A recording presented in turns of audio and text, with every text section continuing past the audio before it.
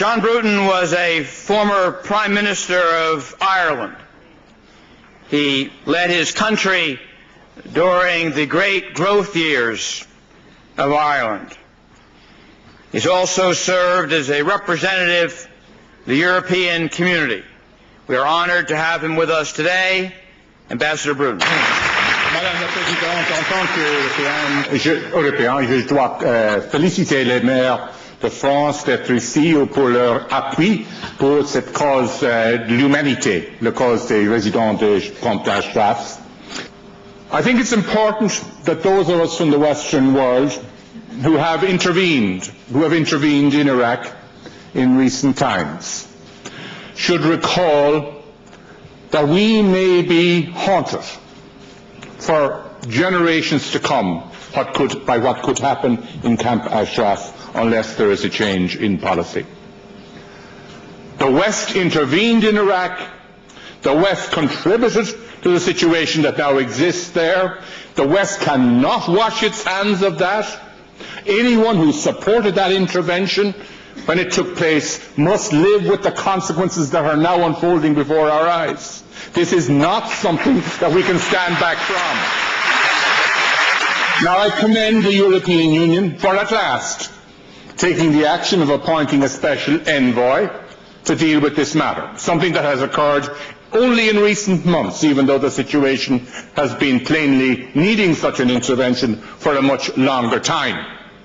I commend also the UN High Commission for Refugees for awarding asylum seeker status to the residents, which gives them specific international law protections. But are we going to have a situation where, as a result of inaction, the UNHCR is going to be discredited because its protection may be proven to be worthless?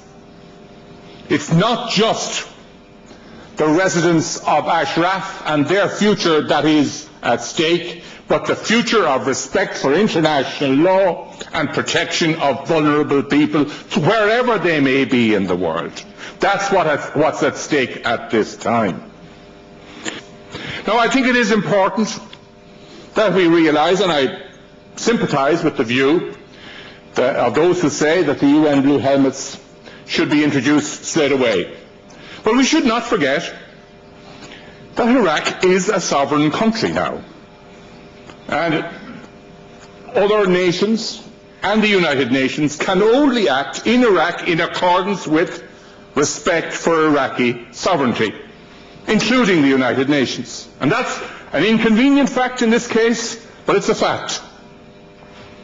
But what I think we need to do is to remind the Iraqis and remind the Iraqi government that sovereignty, yes, sovereignty has its rights, but sovereignty also has its responsibilities. And the first responsibility of any sovereign nation is to protect the lives of people living on its territory. And it is quite clear that the Iraqi government, in the attack that is allowed to take place in April of this year, was not fulfilling the duties of a sovereign nation.